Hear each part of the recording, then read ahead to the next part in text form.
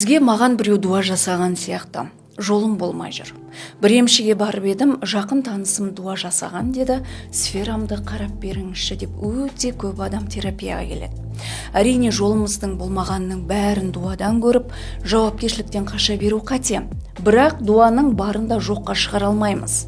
Ең алдымен біліп алыңыз, ғалам өте әділетті. Бір адамға жайдан жай дуа жасап аяғынан шалмайды. Әдеттегідей рух әлемінің жүйесімен түсіндірсек, адамдар жерде бір-біріне жұлдызы қарсы келіп, дуа жасаған болғанымен, оның барлығы жоғары өлшемде келісе жасалған жоспар. Ол қалай? Мысалы, өткен өмірде бір адамға қастандық жасап, жолын кесіп, өмірін алып қойса, энергиясын алып қойды деген сөз.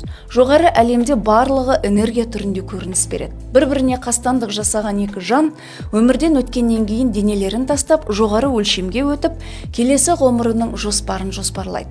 Сонда адам өлтірген жан екіншісіне, жерде алдыңғы өмірде сені өлтіру арқылы энергияңды алдым, келесі жолы туылғанда мені өлтірме. Сол алған энергиямды басқа жолмен қайтарамын, маған дуа жаса. Сол кезде сенен алған энергиямды уақытымен бөліп беремін деп келісім шарт жасайды. Білесіздер, кімде дуа бар, сол адамның энергиясы аз болып үнемі шаршап жүреді.